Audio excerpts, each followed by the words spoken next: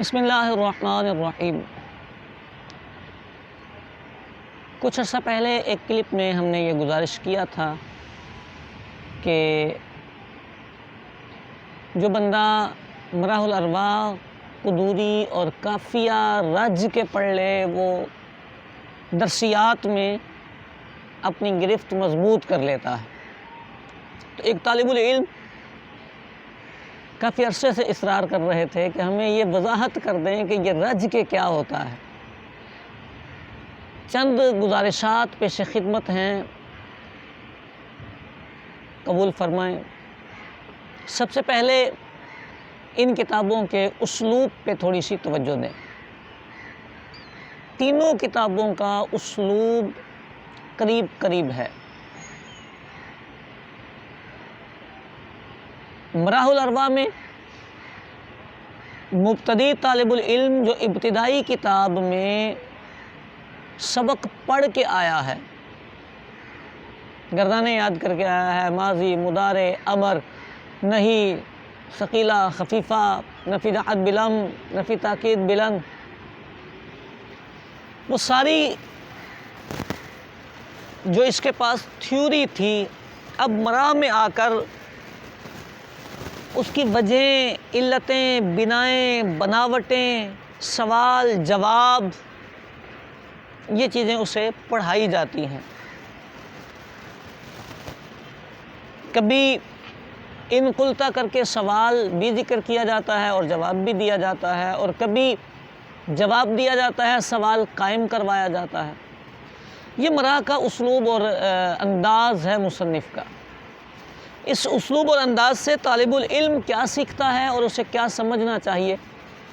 طالب العلم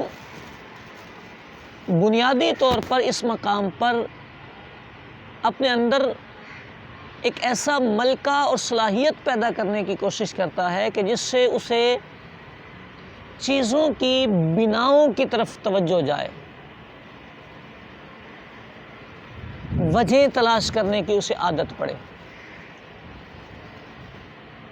اسے علتیں تلاش کرنے کی عادت پڑے، کیونکہ علتوں کا فائدہ یہ ہوتا ہے، وجہوں کا فائدہ، لاجکس کا فائدہ یہ ہوتا ہے کہ بندہ جب ان لاجک سے آگاہ ہو جاتا ہے تو اسے مسائل بنانا، قیاس کرنا، نتیجے نکالنا آسان لگتا ہے، مسائل کا استحضار زیادہ ہو جاتا ہے۔ جب علت ذہن میں ہوتی ہے کہ جی اس وجہ سے یہ کام ہوا ہے، تو وہ وجہ جہاں جہاں آئیں گی وہاں یہ کام ہوتا چلا جائے گا، بآسانی تفریعات مکمل ہوتی چلی جاتی۔ پھر علت کے بعد سوال جواب کا جو پورشن ہوتا ہے، دنیا کہتی ہے کہ سوال علم کی چابی ہے۔ مصنف کچھ جگہ پر ان قلتا کہہ کے، ان قیلا کہہ کے سوال خود قائم کر دیتے ہیں، طالب علم کی توجہ جاتی ہے یہ سوال ہے۔ بعض مقامات پر وہ سوال قائم نہیں کرتے، جواب دیتے ہیں۔ یہاں استاذ کی یہ ذمہ داری ہوتی ہے کہ طالب علم کی یہ تربیت کرے، طالب علم کے ذہن میں سوالات پیدا ہوں۔ یہ سوالات کا پیدا ہونا اس بات کی دلیل ہوتا ہے کہ طالب علم کا جو ذہن ہے وہ عالمانہ سطح پر چڑھنا شروع ہوا ہے۔ اگر اس کے ذہن میں سوال نہیں پیدا ہوتا،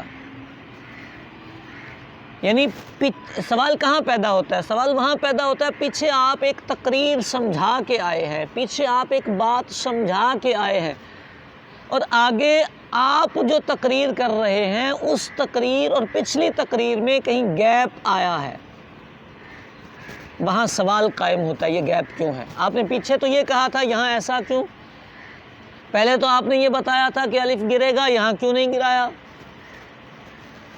دو جگہوں پہ جب خلا آئے گا، گیپ آئے گا، ایک جگہ پہ ایک قانون لگایا، دوسری جگہ پہ وہ قانون نہیں لگایا آپ نے، تو ذہن کو سوال کرنا چاہیے، سوال پیدا ہونا چاہیے۔ تو حل عبارت کے تناظر میں یہ تربیت ہوتی ہے طلباء کی کہ طلباء اس مقام پر اپنے اس ذہن میں کچھ سادگی پیدا کریں۔ یہ خیالات خود بخود ان کے ذہن و دماغ میں پیدا ہونے چاہیے۔ سوال قائم ہو جائے گا تو جواب بھی آ جائے گا۔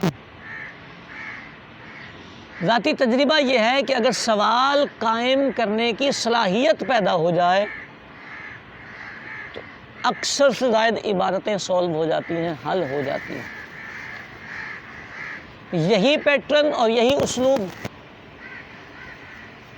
کافیہ کا ہے۔ کافیہ نحو کی کتاب ہے، لیکن اس کے شارحین، اس کے محشیین، اس کے پرانے مدرسین، نئے مدرسین کی آراء بدل گئی ہے۔ ہم کئی مقامات پر اس کا شکوہ کرتے ہیں۔ پرانے مدرسین جو کافیہ پڑھانے والے ہیں، شارحین، محشیین، ان کا اسلوب اس بات کی نشاندہی کرتا ہے کہ کافیہ نحو کی کتاب ہونے کے باوجود حل عبارت کے لیے نہیں ہے، کیونکہ اگر اس سے عبارت ہی حل کرنی ہوتی تو اس سے آسان عبارت ہدایت النحو کی ہے، اس سے نحو سکھا دی جاتی۔ صاحب ہدایت النحو خود یہ کہتے ہیں کہ ہم نے کافیہ کی عبارات کو حل کرنے کے لیے، سمجھنے کے لیے اسی کی طرز پر یہ کتاب لکھی ہے، وہی انداز، وہی اسلوب۔ جہاں انہوں نے مثالیں نہیں لکھی وہاں ہم نے مثالیں لکھ دی ہیں، جہاں انہوں نے وضاحتیں نہیں کی ہم نے وہ وضاحتیں بھی کر دی ہیں۔ اس کا مطلب یہ ہوا کہ کافیہ سے اچھی ہے وہ ہدایت النحو با اعتبار فہم۔ پھر ہدایت النحو کے بعد کافیہ، اس کا مطلب یہ کہ کافیہ کا اسلوب ہی الگ ہے۔ کافیہ کی آپ سمبٹ اٹھا لیں، بشیر الناجیہ اٹھا لیں، رضی والے کو اٹھا لیں، یہ لوگ سمجھاتے ہیں کہ کافیہ پڑھنے والے کو کافیہ پڑھتے ہوئے استحضار ہونا ضروری ہے، اپنے دماغ میں وسعت لانا ضروری ہے۔ جتنا کچھ اس نے اس سے پیچھے پیچھے پڑھا ہے نا، وہ سارا قریب قریب لے کے آئے، دور نہ کرے۔ جب کافیہ پڑھنے بیٹھے تو خالی نحو کی 2 کتابیں اس کے دماغ میں نہیں ہونی چاہیے، نصاب المنطق، تعلیم المنطق جو بھی اس نے پڑھی ہے وہ اس کے دماغ میں ہونی چاہیے۔ اس کے دماغ میں اصطلاحات بھی آنی چاہیے، اس کے دماغ میں اعتراضات جو مراح میں سیکھ کے آیا ہے وہ طریقہ اور اسلوب بھی رہنا چاہیے۔ عبارتوں کے ٹکراؤ ہونے اور ان سے بچاؤ کے طریقے بھی اسے آنے چاہیے، کہیں کہیں بلاغت کا ٹچ بھی اس کو آنا چاہیے، کہیں کہیں فقہ اور اصول فقہ کی بھی کوئی بات اس سے ٹچ میں آنی چاہیے کہ وہ اصطلاحات کا فرق کرتے ہوئے اپنے فہم میں وسعت لا سکے۔ اب سمٹ والوں کو اٹھا کے دیکھ لینا، وہ یہ بتائیں، مطلب وہ تو ان قیلہ سے باہر نکلتا ہی نہیں، اور جب ان قیلہ سے باہر نہیں نکلتے تو اس کا مطلب یہ ہوا کہ کافیہ پڑھتے ہوئے آپ کے دماغ میں وسیع النظری آنی چاہیے۔ آپ کا دماغ خالی الکلمۃ لفظ وضع لمعنی مفرد، یہاں کلمے کی تعریف مصنف نے لکھی ہے۔ شارحین بتاتے ہیں کہ تدریس میں طالب العلم کو الف لام کی آپ قسمیں بھی سنائیں گے، آپ اس کو تا کی اقسام بھی سنائیں گے، یہ ہدایت النحو میں نہیں وہ بیچارہ کر کے آیا۔ اگر آپ نے یہاں پر اس کو الف لام کی قسمیں ہی نہیں سنائی، اگر آپ نے اس کو تا کی اقسام ہی نہیں بتائیں، آپ نے تعارض کا طریقہ ہی نہیں بتایا جو تعلیم المنطق میں تھیوری وہ کر کے آیا تھا، پریکٹیکل نہیں کر کے دکھایا آپ نے، لفظن اور لفظتن کی تا ہی نہیں آپ نے سکھائی، وضع کا معنی ہی نہیں آپ کو یہاں بتانے کی توفیق ملی، تو پھر طالب العلم بیچارہ ہدایت النحو پڑھ کے یہ کافیہ والی عبارتیں اچھی نہیں حل کر سکتا تھا۔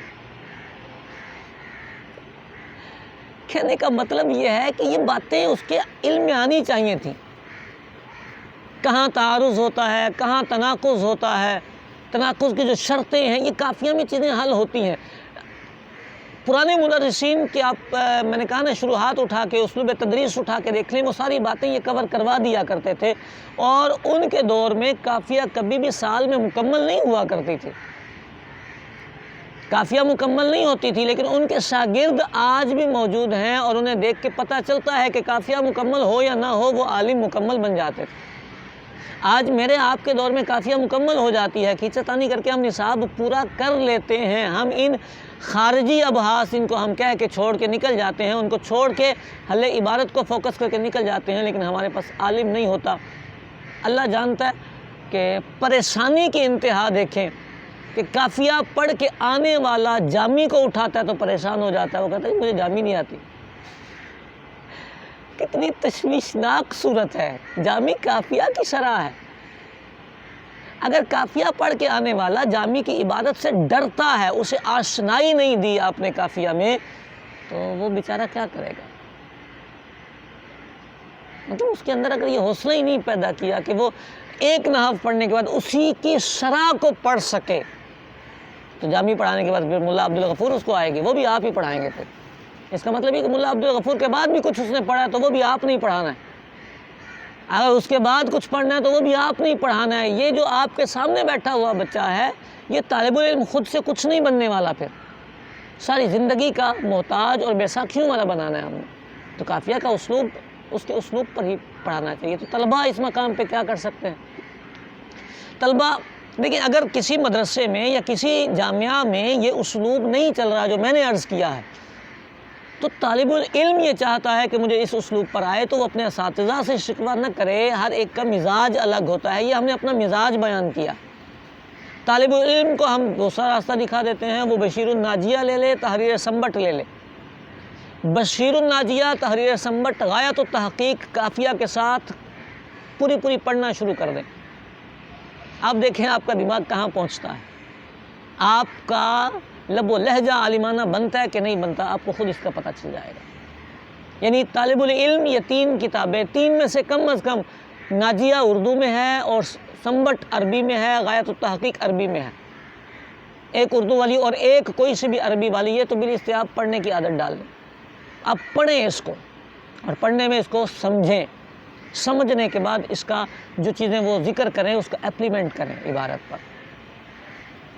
وہ ساری زندگی روتے رہتے ہیں، نہیں منطق کا ہمارے یہاں استعمال ہی نہیں آیا، تو کیسے آئے گا؟ جہاں تناقض آنا تھا وہاں آپ کو پیدا کرنے کی توفیق ہی نہیں ہوئی، جہاں تعارض آنا تھا وہاں آپ کو پیدا کرنے کی توفیق ہی نہیں ہوئی،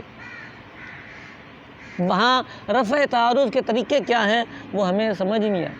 کلی کہاں ہوتی ہے، فصل کہاں آتی ہے، نوع کہاں آتی ہے، ہمیں اس کا پتہ ہی نہیں چلا۔ جزئی حقیقی اور کلی میں فرق اور تناقض کیسے ثابت ہوتا ہے، یہ قافیہ میں ساری چیزیں سنبٹ والے ذکر کرتے ہیں، باقاعدہ ناجیہ والے بھی ذکر کرتے ہیں۔ سنبٹ اور ناجیہ ایک ہی طرح کا ہے، وہ اردو میں ہے یا عربی میں ہے، پڑھنی دونوں چاہیے۔ یہ قافیہ کی بات تو رہ گئی قدوری، تو اللہ سلامت رکھے میرے استاد محترم کو، فرمایا تھا کہ جس نے فقہ پڑھنی ہو نور الاضاء اور قدوری میں پڑھ لے، اس کے آگے تو مسائل بکھر جاتے ہیں، فقہ کا جو نتیجہ نچوڑ خلاصہ ہے وہ انہی 2 کتابوں پر ہے، درسیات میں۔ اس لیے قدوری پڑھتے ہوئے طالب العلم کو یوں پڑھنی چاہیے کہ یہ اس کی مطلب یوں کہہ لیں کہ ساری زندگی کا سرمایہ ہے، یوں پڑھنی چاہیے قدوری۔ اس میں بھی اسلوب وہی قافیہ والا ہوتا ہے، آپ اس کی لباب اٹھا لیں یا جوہرہ اٹھا لیں، تو وہ اس مقام پہ نا کئی اساتذہ ہمیں یہ کہا کرتے ہیں کہ بھائی مسئلے یاد کروا دیں کافی ہیں،